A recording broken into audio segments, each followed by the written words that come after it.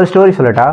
1992 வந்து ஒரு நபர் என்ன செய்றாருன்னா, அவருக்கு பிடிச்ச துறை வந்து சினிமா அப்படின்னு அவர் முடிவெடுத்து என்ன செய்றாருன்னா, அதில் போய்ட்டு அவருடைய பெஸ்ட் அச்சீவ்மெண்ட்டை நம்ம அடைஞ்சிக்கலாம் அப்படிங்கிற ஒரு எண்ணத்தோட அவங்க அப்பாவோட உதவியோட சினிமாக்குள்ளே போகிறாரு.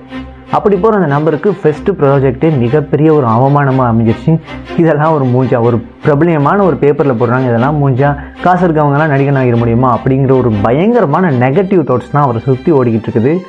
அன்றைக்கி நாள் முழுக்க அந்த ஒரு மனுஷன் என்ன செய்கிறாருன்னா போயிட்டு அழுகுறாரு. அன்றைக்கி அவருக்கு 20 வயசுங்க. அன்றைக்கி அவர் நினச்சிருந்தா, இல்லை எனக்கு இந்த சினிமாங்கிற ஒரு விஷயமே வேணாம்ப்பா, நான் வந்து வேறு ஏதாவது ஒர்க்கை பார்த்துட்டு சம்பாரிச்சிட்டு போயிறேன்னு நினச்சிருந்தா, இன்றைக்கி தளபதினு தூக்கி வச்சு தலையில் கொண்டாடுற அளவுக்கு மிகப்பெரிய ஒரு ரசிகர் கூட்டத்தை அவரால் சேர்த்துருக்க முடியுமா? முடியாது. நம்மளுடைய முதல் முயற்சி என்ன தான் தோல்வியாக இருந்தாலுமே கூட அடுத்தடுத்த முயற்சிகள் மூலமாக நமக்கு பிடிச்ச துறையாக இருந்துச்சுன்னா கண்டிப்பாக அதில் நமக்கு வெற்றி கிடைக்குதோ இல்லையோ, கிடைக்கிற வரைக்கும் நம்மளுடைய முயற்சி அப்படிங்கிறது விடாமுயற்சியாக இருந்துச்சுன்னா கண்டிப்பாக அதில் நமக்கு சக்ஸஸ் கிடைக்கும்.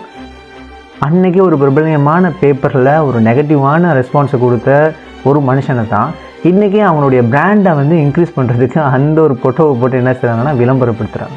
உங்களுக்கு பிடிச்ச துறையை தேர்ந்தெடுத்து நீங்கள் அதில் விடாமுயற்சியை கொடுத்துருந்தீங்கன்னா கண்டிப்பாக இதே மாதிரியான ஒரு பர்சனாக நாளைக்கு நீங்கள் இந்த ஒரு வேர்ல்டில் செலிப்ரிட்டியாக இருக்கிறதுக்கான வாய்ப்புகள் அதிகமாக இருக்குது இல்லையா?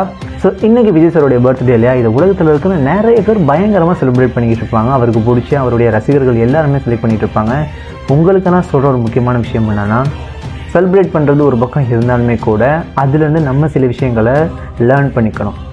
ஒரு மனுஷன் சக்ஸஸ் அடைஞ்சிருக்கிறான்னா அதில் அவனுடைய வெற்றிகளை மட்டுமே நம்ம பார்க்காம அதில் அவன் விட்ட தவறுகளையும் நம்ம பார்க்கணும். அந்த தவறுகளை எப்படி அவன் சரி செஞ்சுக்கிட்டு அடுத்தடுத்த ஸ்டெப்ஸை வச்சான் அப்படிங்கிறதையும் பார்த்தோம்னா, நம்ம ஒரு சாதாரண ரசிகனாக மட்டுமே இருக்கிறத விட ரசிகனாக இருந்து அவர் செஞ்ச மாதிரி நிறைய சக்ஸஸை நாமளும் அடையணும் அப்படிங்கிறது தான் முக்கியமான ஒரு விஷயமா இருக்கு இல்லையா? ஸோ உங்களோட லைஃப்பில் யாரை வேணால் நீங்கள் வந்து இன்ஸ்பிரேஷனாக எடுத்துக்கங்க, அது பிரச்சனை இல்லை. ஆனால் இன்ஸ்பிரேஷனாக மட்டும் எடுத்துக்கிட்டு ஸ்டேட்டஸ் வச்சுக்கிட்டு செலிப்ரேட் பண்ணிக்கிட்டு மட்டுமே இருக்காமல் உங்கள் லைஃப்பில் அடுத்தவங்களுக்கு நீங்கள் ஒரு இன்ஸ்பிரேஷன் ஆகிற மாதிரியான ஒரு மூமெண்ட்டை க்ரியேட் பண்ணுங்கள்.